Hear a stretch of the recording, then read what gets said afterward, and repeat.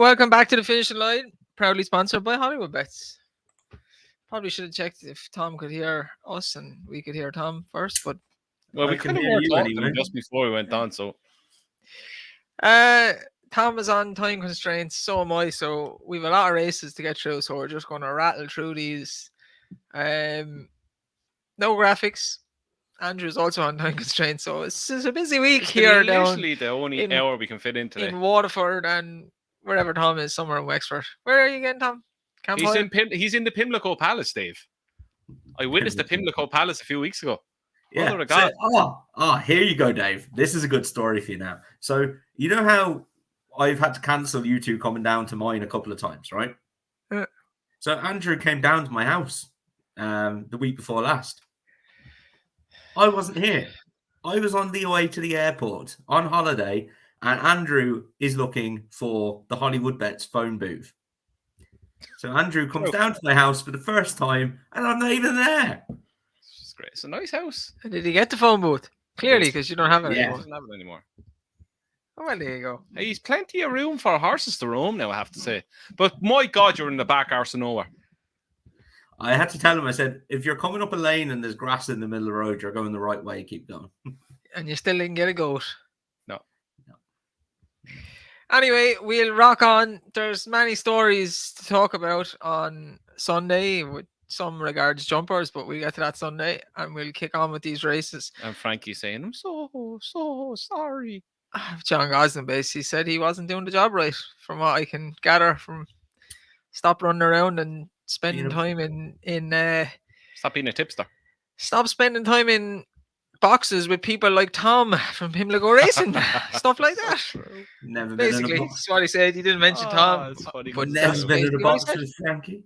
He basically said stop being a part-time jockey and get your finger out your ass, basically, didn't he? Pretty much, yeah. Oh, well, there you go. Pretty much. So a lot of racing at Newmarket July Festival. We will touch on a race at York and then a race at Ascot as well at the end. We'll head straight to tomorrow, which will be Thursday. It's being recorded Wednesday, just so to make sure people don't say I got that wrong. And the 150 at Newmarket, the Bahrain Trophy Stakes, a Group 3, 1 mile 5 furlongs. Masakela is favourite, 7-4. Walk Stars 9-4. Zachariah 4-1 after his good run at Ascot. Al-Kareem 15-2. Deauville Legend 8-1. And last one, Outsider Green Team for Owen Burrows 20-1. Tom, Masakela finally going to win. Yeah, I think this is Masakela's day, isn't it? Really good run at Newmarket on its reappearance this year. Me and you, Dave, I think put him up for the extra each way places in the Derby, and he duly obliged 66-1, finishing fourth there in a really good race. I think this is his for the taking, and I actually think he's a really fair price. I think 7-4 is a very fair price. So yeah, Masakela for me. Andrew. Yeah, same, Dave. He'd be very hard to beat on his last run alone. As you know, Westover, who was just in front of him, won the Irish Derby at the Curragh 2 weeks ago. He should really be winning this. The rest of them are kind of grade 3, group 3 to handicappers like Duval Legend. He's an improver as well. He's a big price at 8-1. He might be, and many runners know it's not each way value for us too. But yeah, Masakela 7-4. I still think it looks a decent enough price. Yep. Masakela for me as well. So that's 3 of us on Masakela. The form of the Derby seems to be strong. Westover has come out, won the Irish Derby. I think he was in the right position that day, but the fifth change in the guard also backed up at Ascot and won the race for Aidan and Ryan at Ascot, and probably hard to do so after only a week or so, 10 days after running in the Derby. Masakela, he was running over 7 furlongs in a mile last year. I think they thought he was a miler, but he looks slow to me. I think the extra furlongs suit him as well, because he was only really getting going at the end. Looks slow to me. He was ridden cold in the Derby because I think they were unsure that he'd get the trip. He definitely got the trip. He ran on, as Andrew said, probably the last 2 furlongs as good as anything else. He's just so far back when he started his run that he was never going to get really any closer. And I think this is his for the taking. He should do the business. Zachariah ran well at Ascot, but I'd say he's probably flattered by the way the race went. And Walk Stars I don't like. So yeah, I think just on back on Duval Legend, if you go back through the form alone of the race, he was second at Ascot.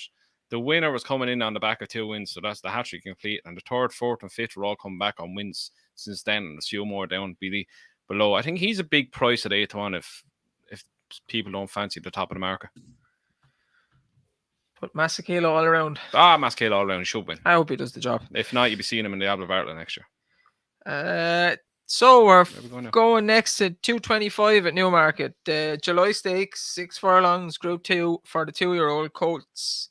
Little Big Bear's favourite. He wasn't favourite yesterday or the day before, but they're backing him. He's 6-4. Persian Force 13-8. Godolphin's Colt Mysterious Knight 6-1. Brave Nation 7-1, and then it's 14-1 bar. Andrew, we'll go to you first. Little Big Bear. Can't see past him, to be honest. His win in the Windsor Castle at Ascot was very good. As you said, he raced away on his own for near the end of the race. That was over 5 furlongs. Steps up to 6. Actually, the second Rocket Rodney, he bolted up in a listed race there on, I want to say, Friday or Saturday last week. So the form's been franked big time already. I think he's a horse that's just going to keep improving throughout the season. The step up and trip, I think, is going to be ideal for him. I can see him getting further than 6 furlongs as well. But I think he's the horse with the most potential. Parisian Force, he's a good horse in his own right as well. But I think there's something about Little Big Bear that is, he has that touch of star quality to him. And I think we'll see an even better performance with a step up to trip tomorrow. Tom? Mysterious Night for me, actually. I remember putting into our WhatsApp group, lads, when this thing got beat at Newbury, I said that thing that came second's an aeroplane. It travelled through the race that day was unreal, and he just was a bit green when he picked up. That's my only thing that would worry me here, is that the other two are a little bit sharper than him. But you're getting 7-1. You've also got 8 runners, so you've got 3 places. He's then come out and bolted up at Newbury. Looked like he learned a lot from the last day. I think he'll keep on improving. And I think 7-1 each way is a stonking price. Look, he might find one of the first two too good, but I think he'll be miles clear of the rest of them. I think he's a proper horse, that Mysterious Night. Tom's new word of the week. Stonking. Yeah, it's between the Godolphin Colt and O'Brien Colt. And I go with Little Big Bear just because the form of the race at Ascot has been franked. I don't like Persian Force. I would struggle to see that the Coventry was a better race than the race Little Big Bear ran in. Although the Coventry ends up being the more prestigious one, I just don't think it's been great the last few years. Bradsell won it. He wouldn't entice me now as like a Group 1 colt going forward. Yeah. I can't see it.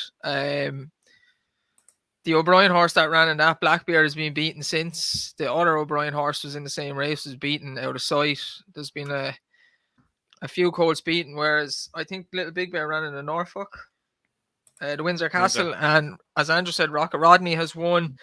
7th was Silencer, who's run well at Chester. He was 2nd. The horse that was in 8, Wado, Donica's horse, has won a listed race at Tipperary. He beat one of the other O'Brien colts, Batash's brother, in that race. And a decent enough horse. Antarctic? Yeah, and a decent enough horse at Jesse Harrington. So I think Little Big Bear is the one to go with. And tomorrow I will be having a favourites double. That's Masakela and Little Big Bear. We call him Big Little Bear. No, I like his name. Little Big Bear. And he looks strong at the line. I think 6 furlongs will suit him. So Little Big Bear for me as well. Yeah. All on the bear. No, Tom's on Mysterious Night. Sorry about that, Tom. Mysterious Night for me, yeah. So the third race tomorrow, another decent enough contest. 3:35 is the Princess of Wales' Close Brother Stakes, a Group 2 for the older horses, over 1 mile 4 furlongs. Mostadaf is favourite. He was 2nd to Broome at Ascot. Ubir, who is a bit crazy, is 6-4. They're right close in the betting. Living Legend then 8-1. Mark Johnson's horse, who's stable, starting to hit form now. And then you've West End Charmer 10-1, Global Storm 14-1, and New Mandate 16-1. Tom, we'll go back to you. Yeah, look, neither of these two at the head of the market are ones I'd want to be backing at a short price. Your beer has been beaten at 11-20, so 1-2 and 1-4 this season. He's not a horse that I would be trusting to get the job done. Just hasn't looked mad into it this year. I therefore land on Mosh to Daff.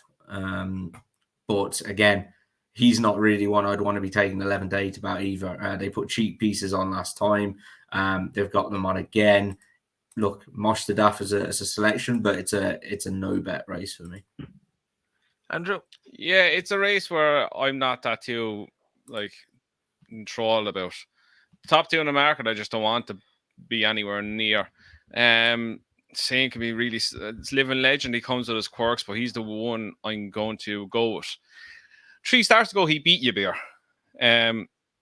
Getting weight off now, he's giving weight this time. But the last 2 runs, you can practically just ride off. He missed the break both times. He was out the back. His best performance has been out the front. Scrapped them 2 runs. He was coming in on the back of a hat trick before his first fluff. So, as Dave alluded to, Mark Johnson's horses are starting to hit form now. If he gets the break right, small feet, it looks like he'll get his own way out in front. I think he's 8-1 right now. I think if he gets left alone in front, he's this kind of horse that's very, very hard to pass.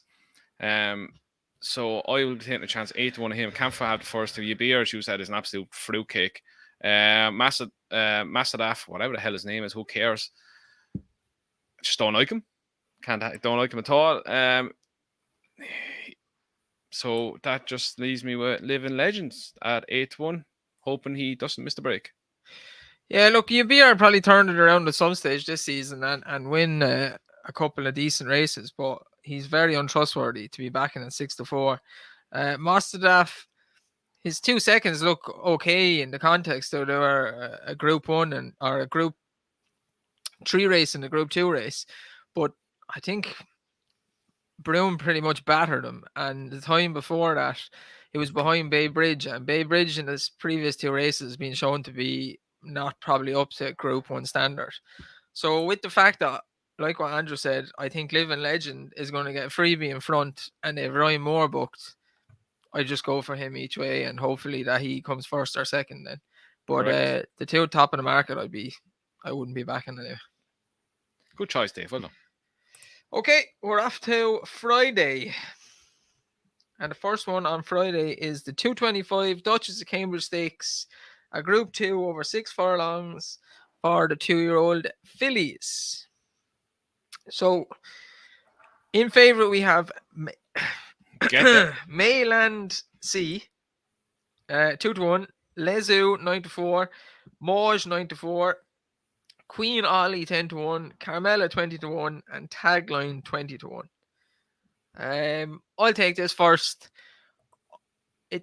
I suppose it goes on. I'm trying to. It goes on which strength of form lines you want to follow from Ascot, and Mayland C is favourite now. I think she's been backed or with some of the horses coming out. She was second to Dramatized. I would prefer to go with Mauge because I think Meditate's the best 2-year-old filly around. Good choice, Dave. I know a lot of people. I think Tom tipped Mauge for Ascot, and a lot of people are quite strong on Mauge because of her performance first time out at Newmarket, which was very good and probably wouldn't be normal for Said bin Surur. I can't speak today. He's back. 2-year-old fillies is wearing off. Yeah, it's middle of the day, no tablets. 2-year-old fillies to win like she did, but she gave Meditate a race then at Ascot. I think Meditate's a better filly than Dramatized is as well, although Dramatized won well at Ascot. So I'm going to go with Mauge this time. I think she'll do the job. Yeah, I'm not even going to spend too much time with it. Exactly what Dave said. I think Mauge is the best form in the race. I think Meditate is a very, very, very, very good horse. And I think to get that close to her was a good performance. So, yeah, Mauge for me as well. Tom? For me, I am all over Mayland and C. I thought her performance at Ascot was very good. She burst through on her side and won that side, dramatized. I think if they'd have been a bit closer, the race would have been a bit better between them. Yeah, I was massively impressed by her. I can see her taking another step forward as well. She only won a Nottingham Maiden before that. She was a bigger price earlier today. The money's come for her. And yeah, she'd be one of my stronger bets of the week. I know, I just don't see it, to be honest. When's the last time Michael Bett had a decent horse? But there you go anyway. He's got one now anyway. The way that ran at Ascot in the Queen Mary, he's definitely got a good horse now. Let's have a match bet. Oh, match bets. Wait. Lovely. Wait. There we go. 2 points. Oh, I want in on this one as well. So, okay, a point each then. Okay. You're taking what, Morge? Yep. I'm going to get note of this. Morge against Morge. ALNC, who will probably not come out of the stalls like Siriska used to, who was also trained by Michael Bett. Remember her? Remember she just gave up racing? Siriska. Remember she just stopped coming out of the stalls? Yeah, what a legend. Oh, he's been the best horse he ever had. You just fucking didn't want to race. I don't want to race you. The last proper good horse he had was Pretty Pollyanna, who was very good. So I'm happy enough for him. Exactly. She was good as a 2-year-old and then absolutely puck. And he had Big Orange, who won a... Good job. This is a 2-year-old race. He had Big Orange, who won an Ascot Gold Cup. But he won them York things. And then before that was Siriska, probably. God bless him. He tries. Yeah, he's a trier. He's a trier. God bless him. Michael Bett is a trier. What's the last good 2-year-old? What's the last good 2-year-old Saeed had? With that, what's on drugs? Oh my God, Moj has one now. Moj. Hey, Moj, get off Michael Bell's got one now. Moj. What want me to say it again? Spell it. The 335 Tattersalls Stakes. It's not an enticing race because Inspiral wins. Inspiral is 1-4 on, and then we have Prosperous Voyage, Sabila Spain, Primo Iacchio, and Sandrine. He's getting there. And our friends at Next Gen Racing will put up Primo Iacchio because you know what? I watched it. Please let it go, Jack. I watched it already, and he said he's going to have a bet on her just because he loves her. But she is so fucking shit. It's unbelievable. But anyway, Inspiral will win. Inspiral will win. Sevilla, Spain, whatever her name is, she'll be second. Tom? Yeah, Inspiral wins. Good to see Frankie back in the limelight where he deserves to be, right, Dave? What the hell is up no. with this chap? Here we go. We forgot to say as well, actually, we met Sam at the Curragh. Oh, we did. It's nice for Sam to come over and say hello. I met his dad as well. You were busy doing an interview. I met his dad, who's also named Dave. Another good Dave. Oh, Dave. Yeah, 2 Daves. Oh. 2 Daves. Cute. Yep. And he was a big fan of Vidaney, who I am too. So, well done, Sam. And his Sam's dad. Him now at this stage. Yep. So it's good to meet the lads. Jack, though, give up on Primo Baccio, please, God, in heaven above. Primo Baccio and what's the other one? Gary Moore. They have a love affinity for. No, that's Sam. Joshin. Sam has an affinity with Gonshin. Yeah. So I have and anything Gary Moore related. Yeah. Hang on. Okay. Are you talking about you or one of the Next Gen lads? Next Gen. I only guess the first race of Sandown 6-4 shots that go off even money. That's what I get us. Yeah, and 1 in 3 of them win. 1 in 3 wins. 33% strike rate. I'll settle for that. That's not a bad strike rate, to be honest. Not a fucking 6-4. Hey, Tom, you got your value. Shut up. You got your value. You got your value. We're swiftly moving on, Tom. We're saying it's about 4 minutes talking about jump racing.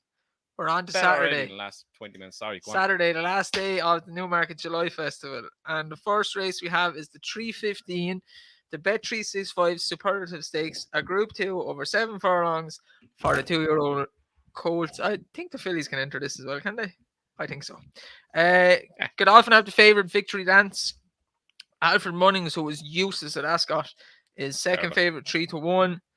Lion of War, Mark Johnson 10-3. I think he is by Roaring Lion. The only one by Roaring Lion. I think he looks like Roaring Lion. And he runs like Roaring Lion. He's grey. And he's going to win, Dave. I think he's grey. He is grey. No, that- he's bay, but He's a dark grey. he has that grey tint to Yeah, him. he's a Yeah, dark grey. Don't he's mind that. nice. I seen him at Newcastle or something, was it? Yeah, Big Newcastle. gangly stride on him. Naval power. Look at What's this up with you, Tom? Do you not like your breeding talk? No, like Roaring Roaring Lion. Oh, he Lion? looks like Roaring Lion. Yeah, it's because he's by Roaring Lion. Yeah, but sure, there's loads of people by other people and they don't look like him. That's true. I'm by Andy out of Anne, and I don't look like Andy. You don't look like Anne, but you look like Andy. No, I don't. Hang on now. That's a really bad example because you're the image of your father. So. Yeah. Right, that's all for this week. You don't look like you. I wouldn't say you look like your dad or your mom, really, to be honest. No, I look like my uncle on my mom's side, See? and my hair's going that way as well. Wow.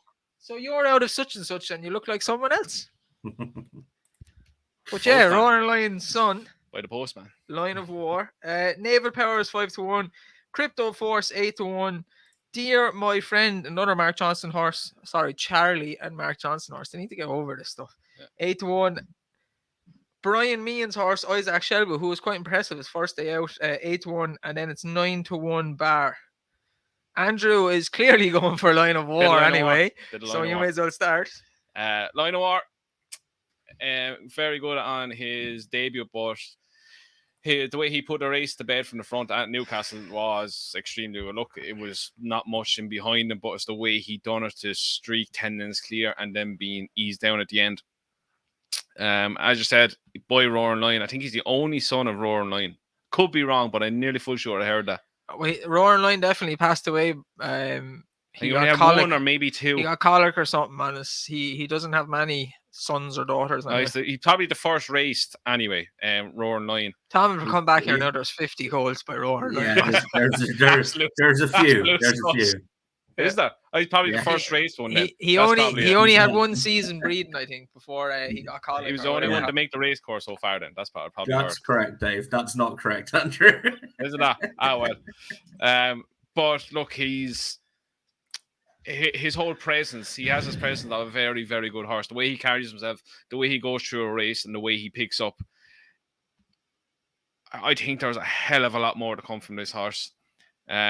Look, Victory Dance, he was unbelievably impressive as well on his debut, but I think the extra run and experience that Line of War has might just be to his benefit come Saturday.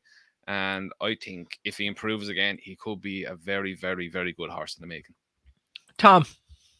Yeah, that horse was impressive on the all-weather, but I'm going to take the chance on Isaac Shelby at a bit of a bigger price. Very impressive for me at Newbury.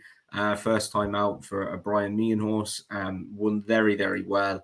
Take a chance on him, see where he goes. But 2-year-olds improving at different rates against each other. Not my gig, really. Yeah, Victory Dance. Looks a decent enough horse, so I'm not surprised he's a favourite. I couldn't back Alfred Munnings after the Chesham. He was very disappointing, and the form of his Leopardstown win is pretty poor enough. The maidens in behind it when you look back at it. Andrew touched on Line of War, and he'd be for me as well. It's the way he won the race at Newcastle. I've said it a few times over the years in the podcast on flat races. If you see a flat horse win by like 5-6+ lengths, I would follow him until he loses, or because he won by so many lengths. He won by 10 lengths at Newcastle. You don't even have to worry about the horses in behind. He was just so far ahead of them. What did he pass? The eye test. Correct. He hit the line strong as well, and it is a little bit of sentiment with Roaring Lion as well. I love him. People hate him, but I love them. Roaring Lion was a cool horse. I was more a fan of Saxon Warrior back when they were going against each other, but Roaring Lion turned it around for me at the end of the season. So, Line of War for me. Others would call him a dirty hanging bastard, but anyway, I mean, opinions, isn't it? Lose a few pounds on Roaring Lion there, Tom, did you? No. He must have. No, he had it on Saxon Warrior. You sure you're not thinking of Kamiko, Tom? No? Same colours. Turtle. Roaring Lion was no hanging bastard. Roaring Lion was so genuine. Did he not hang at Leopardstown that day?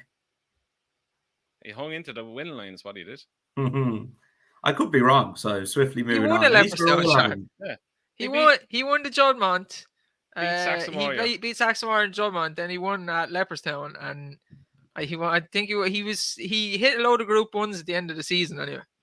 Yeah, there you go. Because Ridden into he was second. beaten in the Guineas, and he was beaten in no, I think he won the Dante at York, and then they stepped him up to the Derby trip. Was it not Camigo who hung like a dog in the Derby? Hung in behind horses. No, I was right, lads. It was at Leopardstown. What race did he win after Leopardstown, or was that the last of his victories? No, he won at Leopardstown, and then he went and won the QE2 at Ascot, and then he tanked in Churchill Downs. But yeah, at Leopardstown, the reduced lead on wrong horse. Ridden into second, entering final furlong, and soon edged slightly left. Was that race? Hung. Edge slightly left. Hanging bastard. Just because Tom backed Saxon Warrior. That's what all that happened there. Yes, exactly. We're not starting on comments and what they actually mean now, lads. So I've seen enough stewards reports in the last couple of weeks. No, we don't have time because Tom is going to lose his mind. We don't have time. The 350 in Newmarket. Go full Kevin Blake on it. The Bunbury Cup handicap over 7 furlongs is always a pretty decent race. I won't go through all these, but Montasib is 5-1 favorite. He disappointed me at Ascot as well. Sambaru 6-1, Find 7-1, Jumbie, who ran well in the Wokingham but didn't win, 8-1. Hey, row-handed. I know. Baffartino 9-1, Silent Farm 10-1, and then it's 10 and 14 and everything else in between after that. Tom, this is a hard race to pick apart, so who's going to win? You tell us. I'm gonna take a chance here on Star of Orion. Has run 2 nice races this year in the Victoria Cup first off, and then the Buckingham Palace Stakes, both at Ascot. That was off 100 and off 98. They've dropped him another £2 down to 96. Met a little bit of trouble in running the last time. Has won at Newmarket before, and has gone very well in a big handicap at Ascot. Finished second of 19 in a heritage handicap at Ascot last year. So that was off 97. It's now down to 96. Definitely competitive off this mark. Rafe Beckett is in really good form, and that will do from me. Andrew? I'm going to give Jumbie a chance on the back of his run behind Rohan. He's been very consistent this season with a third behind Double or Nothing at Newmarket. Then he was 5 lengths behind Blackrod at Newmarket again. And as we alluded to, he was third behind Rohan at Royal Ascot. He's been kept at the same mark, 106. So we know he's competitive off that mark. He just needs things to drop form to win again. Look, he knows how to win. He won 3 races last season. He's on and in around his mark. He won't want to be any much higher than this. I think he'd be finishing top 4 at least. Another one who I'd give a shout out to is Lord Rapscallion. He seems to be coming back into form big time this season. He's on the back of 2 seconds last time out. He's down to a mark of 87. He's run off marks in the hundreds before, so he looks well handicapped. He's beaten a neck last time out. If he gets a bit of luck, as you do in races like these, 20-1, he could be a good each way play. But Jumbie and Lord Rapscallion are the 2. Yeah, Lord Rapscallion is my each way one. He's running himself into form, down in the weights. Ran well the last twice.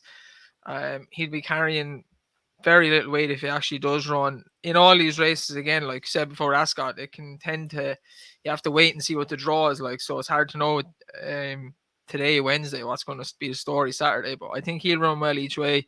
And then I really fancied Montasib to win at Ascot. I think he's a group horse in a handicap, and he has the potential to blow the field apart. Does he? So if he puts it together, because the draw was all over the place at Ascot, and I think he got a bad trip that day, I could see him winning. He went off 7-2 favourite in a big mad 30-runner handicap at Ascot. So, and William Haggis is just unbelievable form. He's like 25% strike rate all year. So, it was a day last week where Tom Marquand, I think, fucking 4 out of 6. He had like 10 winners in a row at one stage last week. Back to 2 he didn't win on all day. That always happens. Haggis has nearly got as good a strike rate as Paddy Toomey, but not quite. Run. Jab. 425 at Newmarket. Little jab there from Tom. Jab, jab. Tommy Toomey.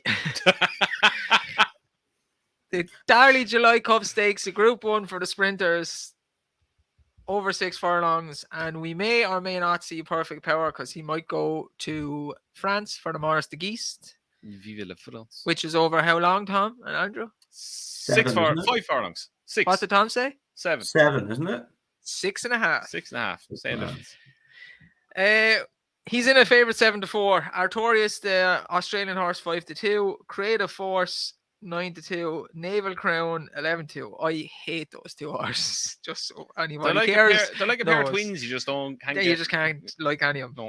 No. Flaming Rib, 8-1. Alcohol Free, 16-1. Romantic Proposal, 16-1.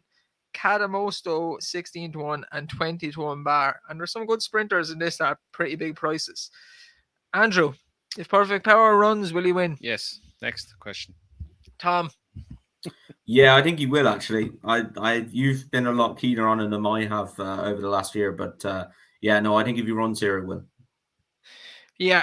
It's hard to know if he'll definitely run, but going by the betting and St. Sumian's shocked up and all, he will run. If he does run, I'd be surprised if he's beaten. Generally, very surprised. His run in the Guineas, he clearly didn't stay. And I watched back the race at Goodwood that he lost it last year. Paul Hannigan, terrible. And it's the reason Hannigan lost his job. Terrible. 100% the reason. Because he got the horse bet 4 times. He went up the arse of 4 different horses. What the hell are you looking at, chap? It was the biggest shambles of a ride you'll ever see. But if he runs, I expect him to win. And I will back Romantic Proposal each way. I think she's way too big, 16-1. Haven't seen her in any of the Group 1 races over the summer, bar her first race was in the end of March or April, I think. But the end of last year, she was able to beat a KCU in the Flying 5 at the Curragh, the Group 1 at the Curragh. And she just seems to get better as she's getting older. Going by what Eddie Lynham is saying, Chris Hayes is coming over for the ride, so she will run. And he has won it before with Slade Power and is very good with sprinters that are of Group 1 caliber. So I think she's too big a price, 16-1 if she runs. I think Happy Romance is a big price as well. Another good horse. 20s. Another good filly. She runs very well in group races. Place, probably at worst. Best, worst, at best. Okay, so we've 2 races left. Firstly, we'll go to York for the 220 John Smith Silver Cup Stakes, Group 3 over 1 mile, 6. And Tom's favourite horse, trained by Tom's favourite trainer, is going to win this race. You are Tell right, him, Tom. I teed myself up nicely for this one. Yeah, where are we gone? Sorry, 350? Yes, there we go. No, sorry, I've messed this up. 220 at York. You teed up for him, and he tried. still managed to make a ball. I tried. I made a complete mess of it. Yes, Earl of Tyrone will win this race because he is trained by God. A few years back, they were trying to get Aidan O'Brien out of Ballydoyle, and they said that David O'Mara was the right replacement for Aidan O'Brien. Well, you can forget all about that. Paddy Toomey has got to be the right replacement for Aidan O'Brien. The guy's last season's right. This season, he's operating a 36% strike rate in Ireland. 20 winners for only 55 runners. Last season, 30% strike rate. Season before, he had a really bad season for his standards. 22% strike rate. Back up to 29, 25, 14. And the best one, 2016, 6 winners from 17 runners. 35% strike rate. The guy is literally God. I don't know. I mean, it's nearly unbelievable, isn't it? Wow. Paddy Toomey fan club or what? I just put this into sarcasm. I think the last Aidan O'Brien for the last 3 years in Ireland has operated at a 19% strike rate for each of those 3 years. He had an incredible year the year before and operated at 24% strike. He's about 400 horses more. For what it's worth, I think Earl of Tyrone will win this as well. He's in the same colours of the horse that disqualified in the Pretty Polly, the Ross Carberry colours. Yeah, the chap is just unbelievable. And like Andrew said about the Haggis horses that he backed that didn't win, all those horses that Paddy Toomey runs, the 20 out of 50, I'd say I backed the 30 that lost. But who knows? He might get this one right. Andrew? I can't believe I'm saying this. John Leaper, Dave. No, will you stop? He is the biggest idiot horse. He is a See, I'm trying to get rid of the posh Dave, and I knew this would create an argument. idiot. You got a He's chance to all- tip a horse trained by God, and you pass it up for John Leaper. Do you know the way Frankel, right? In reality, the way I Frankel, need content out of this, lad. do you know the way Frankel used to run, and like it's bad because he like pulled himself to the front and Yeah. wouldn't relax. John Leaper has all the badness of his daddy Frankel and none of the goodness. Yeah. John Leaper. Each way. Match bet. Oh, I'm not that sure. Yes. Yes. Match No, bet, Andrew. I have Erla Tyrone down as well, but I thought John Leaper's Do you run know what the you're last doing? time. It was the first time in a long, Scratch long, off long, John long, Leaper. long time. Go X, He looked like big there was X, something there. small X, like that, and then just go. God, Tom God. told you. My God, already. God himself in the train. In the What form, the hell is Henry going to think of God this? himself in the form of a horse racing trainer. Okay. John Leaper. The last race of Saturday, the 3:35, the Summer Mile, a Group 2 at Ascot. Chindid's favourite 13-8, Modern News 3-1, Mutasabek, another idiot, 3-1, My Oberon 9-2, Parata 7-1, and then it's 10-1 bar. Andrew, who's going to win? My Oberon, David. Correct. My Oberon's going to win Okay.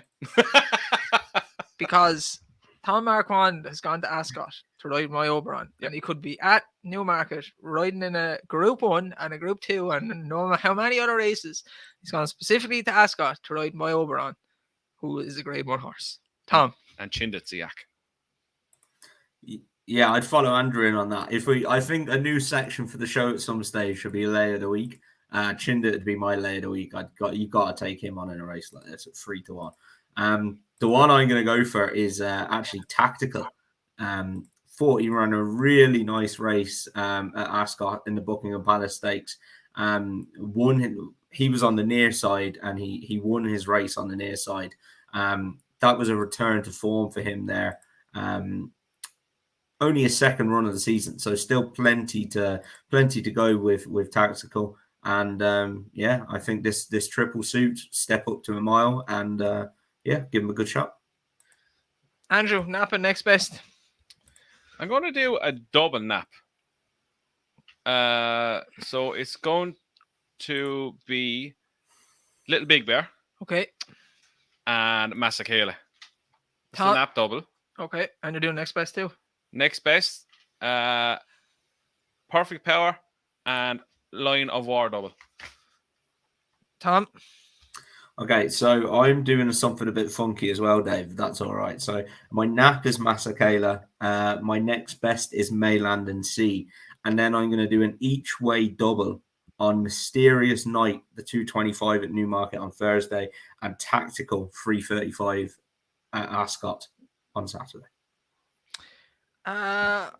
My nap is My Oberon, and my next best is in a race that we didn't touch on. It's on Friday at York. It's a Group 3 Summer Stakes for the fillies and mares, and it's Flotus, who was just touched off in the Commonwealth Cup and by another horse, Sense of Judy, that I think is a Group 1 horse. She's around 7-4, 2-1. And if she runs like she did the last day at Ascot, she will bolt up. So Flotus is my next best. Fantastic. Good show, lads. Well done, Tom. Well done, Andrew. Wonderful stuff, chaps. Wonderful Well stuff. Fantastic. Good hustle. It's great. We got to talk about God. Got to talk about Frankel. Got the poshness out of you. Yeah, that John Lever is a fucking easy. See, there we go. Can't curse. Can't curse on flat racing, Dave. He is a fucking idiot. Wait till you see him. He's back. It's a 2-mile race. He'll be pulling for a mile and then he'll start going backwards. And no it. Lads, talking of God and miracles and stuff, I have to go soon, but McPhee's nearly won the other day. I He's- swear to Jesus. Oh, turn it I in. thought- Rachel got in the gap and I was like, mother of God, this thing's actually going to win. He's some dude of a horse, Tom. Even the picture of him chewing grass afterwards, he's like, I am this shit. That's like a cigar for him. Yeah. Like, I know I could have won that race, but I didn't But want nah. to because I wanted to annoy Tom even more. It took. Screw I you. got that picture of him chewing grass a good while back, and we were trying to get him. We were trying to get him to like stand up, prick his ears, all this, and we just couldn't, and we gave up. We put him back in his box. Next thing, he grabs some grass and just puts his head up. He just has so much Legend. attitude, don't Oh, he? he's a legend. You He- can never ever sell him. He's brilliant. I love him. He's my Yeah, favorite of he's- the whole he's- lot. He's a cool horse, and the Yeah. form of that race is good as well. He's going to win soon, McPhee. I'm telling you. I guarantee you, he'll keep it for one of the big, massive handicaps somewhere in the summer, and he say, yeah, go on, I'll pay you back. On that note, because Tom has to go and so do I. If you want to leave your selections in the comments below and see if you get any more right than we do, which is probably going to happen. It happens a lot. We'll see you Sunday and have a great week.